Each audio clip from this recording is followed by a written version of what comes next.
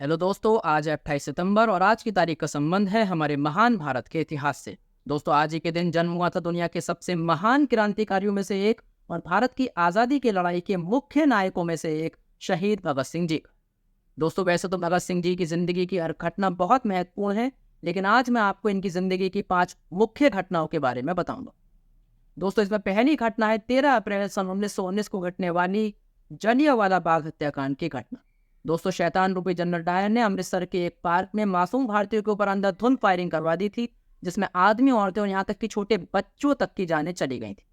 दोस्तों, भगत सिंह की उम्र इस समय 12 साल थी और जब कुछ समय बाद ये घटना वाली जगह पर जाते हैं तो इनके मन में भारत के लिए आज़ादी की लड़ाई लड़ने की उमंग जाग उठती है।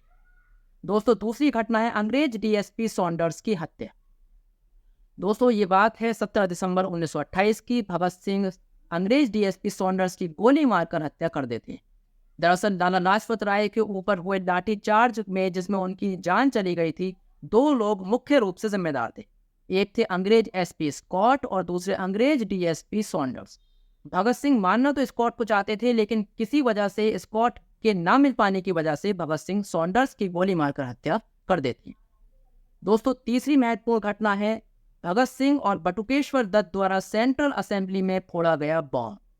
दोस्तों, इस बॉम्ब में किसी की जान तो नहीं गई थी, क्योंकि भगत सिंह और बटुकेश्वर दत्त किसी की जान नहीं लेना चाहते थे, बल्कि वो तो बहरों को एक धमाके के जरिए सुनाना चाहते थे। दोस्तों, ये घटना है 8 अप्रैल 1929 की। भगत सिंह को इसके बाद गिरफ्तार किया जाता है। हालांकि भगत सिंह और बटुकेश्वर दत्त खुद सरेंडर करके अपनी गिरफ्तारी करवाते हैं।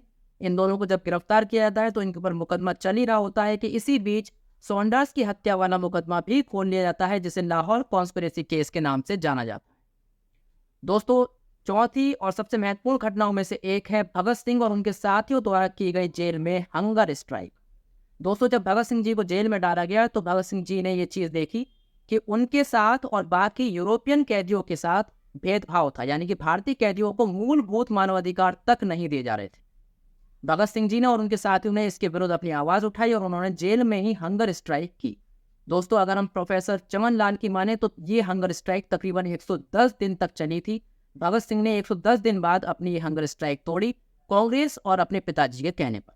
हालांकि कुलदीप नायर कहते हैं कि यह हंगर स्ट्राइक तकरीबन 116 दिन तक चली थी। दोस्तों, आखिरी महत्वपूर्ण घटना है जो हमारे लिए तो बहुत दुख की बात है, लेकिन भगत सिंह के लिए बहुत ही खुशी की बात थी, और वो है भगत सिंह की फांसी। दोस्तों, भगत सिंह, सुखदेव और राजगुरु को फांसी की सजा दी गई थी और ये फांसी दी जानी थी 24 मार्च सन 1931 को। लेकिन तय समय से 11 घंटे पहले, यानी कि 23 मार्च सन 1931 को शाम 7 बजे भगत सिंह, सुखदेव और राजगुरु को फांसी के तख्ते पर चढ़ा दिया जाता है। दोस्तों, भगत सिंह, सुखदेव और राजगुरु जी हंसते हंसते फांसी के फंदे पर जाते हैं और बिना किसी दुख के, बिना किसी डर के फांसी के फंदे को चूमते हैं और फांसी के फंदे पर लटक जाते हैं और शहीद हो जाते हैं। दोस्तों, लेकिन इन तीनों की फांसी पर चढ़ना बिल्कुल भी बेकार नहीं गया और ठीक 16 साल बाद भारत अंग्रेजों के शैतानी और अत्याचार वाले शासन से आखिरकार आज़ाद हुआ। हमारे चैनल के साथ जुड़े रहने के लिए आपका बहुत बहुत शुक्रिया। वीडियो देखने के लिए थैंक यू सो मच।